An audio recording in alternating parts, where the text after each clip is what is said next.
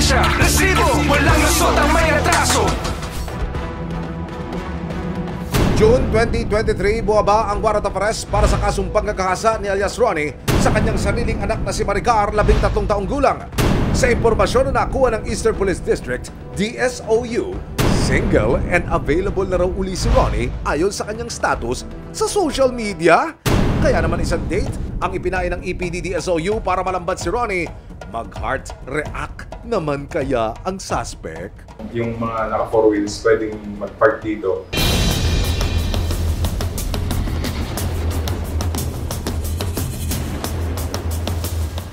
Sa isang fast food chain sa Quezon City ang meet-up ni Ronnie at ng kanyang kunwaring kadate.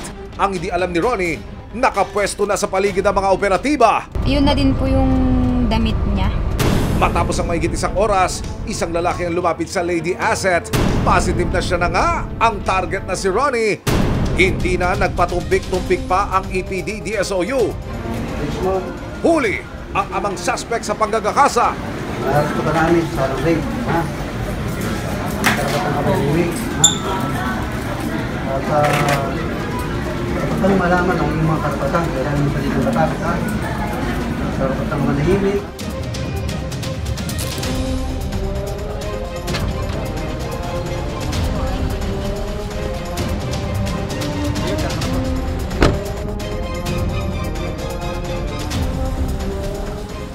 Nang makapareham ng resibo, ang suspect hindi niya itinanggi ang nagawang krimen. Ma'am, guilty po ako dyan, ma'am, kasi susurrender talaga ako.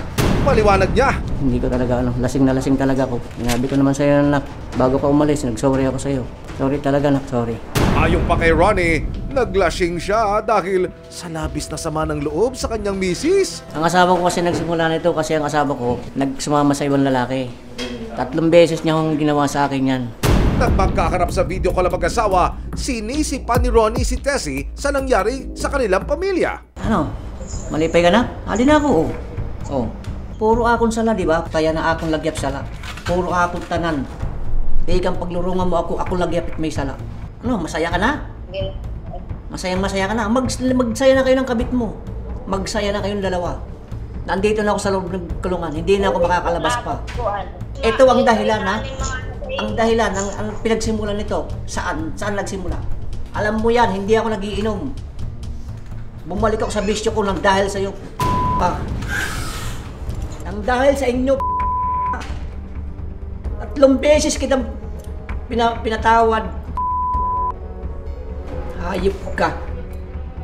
Itong naging bunga. Noon, hindi ako umiinom. Hindi naman po ako dapat sisihin dahil siya po yung may gawa nun eh.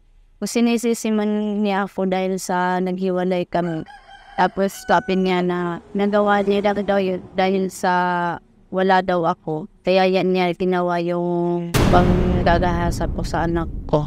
Kasalukuyang nakapiit sa Pasig City Police Station ang suspect na si alias Ronnie. Samantala, nananatili naman sa pangalaga ng City Social Welfare Office ng Luzon ang menor de edad na si Maricar. Nangingi ng sorry, hindi niya yung papa niya. Sabi niya, pa, ba't ginawa mo yun sa akin?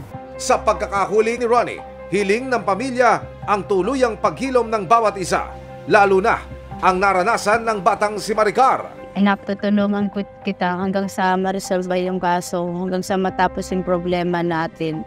Hindi kita bibigyan, pangako ko yung spell.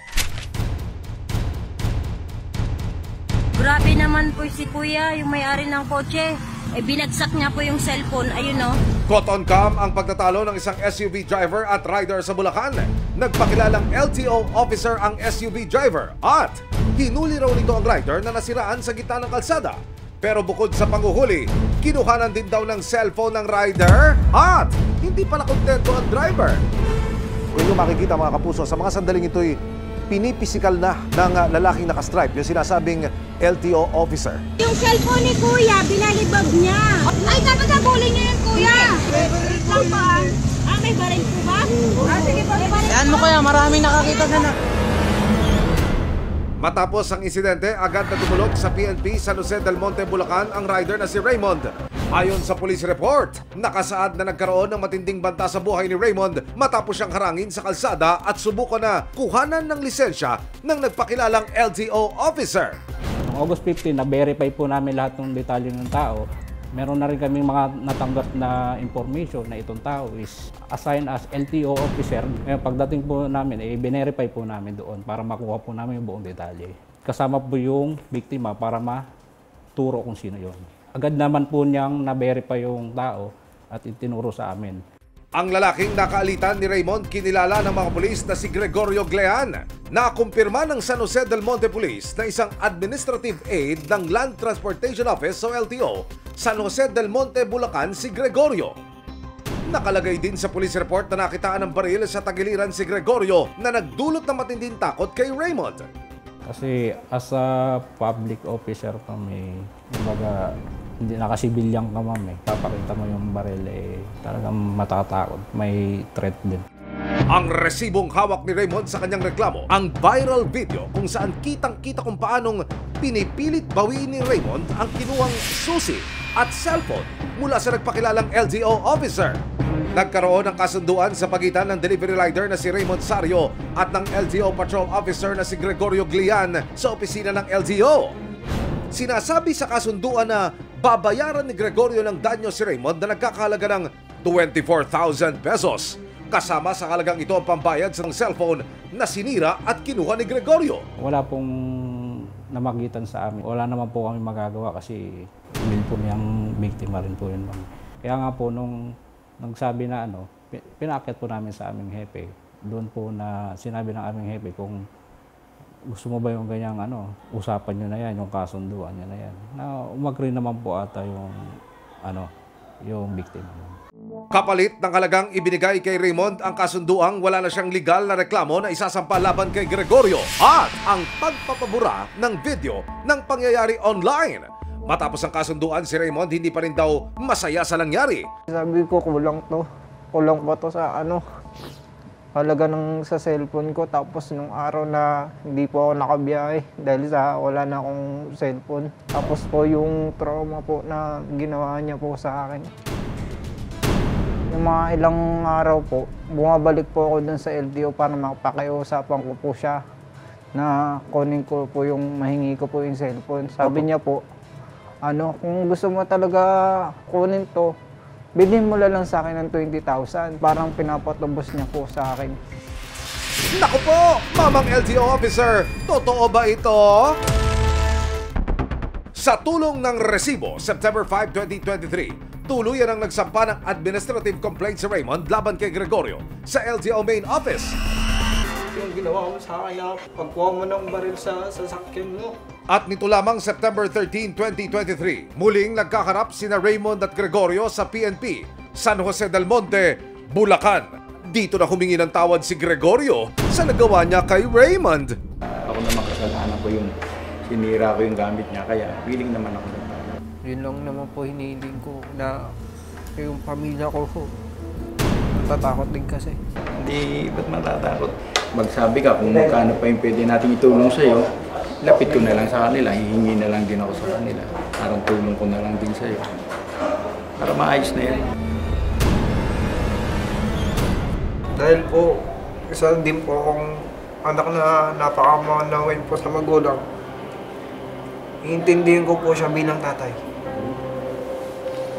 Kasi tutusin lang, may mga anak din siya na umaasa sa kanya. Alam ko naman po yung mangyayari sa susunod dito kung ilalabang ko to. Baka sa kanya lahat naman. Nagkaayos man ang dalawang panig pero hindi pa rin daw makalulusot sa kaso si Gregorio. Hindi siya related sa patrol, hindi rin siya part ng law enforcement at the time of the incident. Sa regional office po is pwede siyang mag-suspend for a period of 3 months. Na-file nyo siya sa central office, so pwedeng yung action na yon is not just for suspension but also for revocation. After hearing, for drafting na yung resolution, for signature na kung ano po ba, kung suspension ba or revocation ang maipapataw sa kanya because of the road rage incident. Depensa ni Gregorio. Pag overtake ko, huminto ako, bumaba ako. Umovertake na rin jeep. Nakita ngayon ako ng mga driver, kilala kasi ako eh. Sabi niya, "Sir, hulihin mo, kanina pa yan." Yung ginagawa nila, wala silang pakialam. Na bumubusina na kami, hindi kami pinapansin. Ma'am, siyempre bilang isang LTO, sila na rin mismo nakita ako, nilapitan ko. Paglapit ko sa kanila, sabi ko, Oh, sabi ko, bakit ganyan ang ginagawa nyo? Sir, nasira. Dapat hindi ganyan. Nagkukos kayo ng traffic. Sa huli, matinding pagsisisi ang nararamdaman ni Gregorio. Ngayon, humingi rin po ako ng, sabi ko, pasensya ka na kasi ikaw kasi. Pero kung binigay mo lang yung ORCR mo, tsaka yung lisensya mo, itatago ko lang. Kunwari, pinakita ko lang sa mga tao, dun sa mga driver na pag akala nila tinikita kita, pero ibabalik ko rin, sabi ko. Inamin ni Gregorio na kinuha niya ang cellphone pero sira na daw ito. Bali, ang hinahanap niyang pilit, ma'am, yung nasira na binayaran ko. Eh, wala na, ma'am, yun eh. Talagang tuluyan ng nasira talaga, ma'am. Totally na siya, nag-block na yung cellphone, ma'am. Yun naman kasi, ma'am, obligado, ma'am, dahil sinira ko, ma'am, talaga eh. Dahil nga dun sa na ako. Pero sir, kahit sira siya, hindi niyo pa rin po siya binigay? Kasi di ba cellphone niyo pa rin yun, sir? Ma'am, kung ka ba, parang binayaran ko na kasi po, ma'am. Kaya hindi ko na rin inano sa kanya, ma'am. Binigay, ma'am. Sa bintang na naglabas daw ito ng baril. Wait lang pa. May baril po ba? The time, ma'am. Hindi, lagi po nakabulsa sa akin yan, ma'am. Binubulsa ko lang, ma'am. Depensa niya. Binaril na ako, ma'am. Dahil di siguro sa mga na-apprehend ko na tao na bisa nakakahuli ako na medyo mabigat yung violation. Pero ano pa naman yun, ma'am, medyo matagal-tagal na rin. Sana yung mga ganun po, sana tulungan na lang po natin kung ano man po may problema sa nangyari sa kalsada. Tatanungin po agad natin ang problema. Maraming salamat po sa GMA. Tsaka po sa resibo po. Grabe naman po si kuya, yung may-ari ng kotse. Binagsak niya po yung cellphone, ayun o. Walang sino man ang may karapatang manakit at mang-abuso ng kapwa, lalo na kung ikay may posisyon na dapat pinagkakatiwalaan at magbibigay proteksyon sa publiko. Walang lusot ang may atraso. Ipagtanggol ang api, iwag siyang tiwali. Aksyon! May ebidensya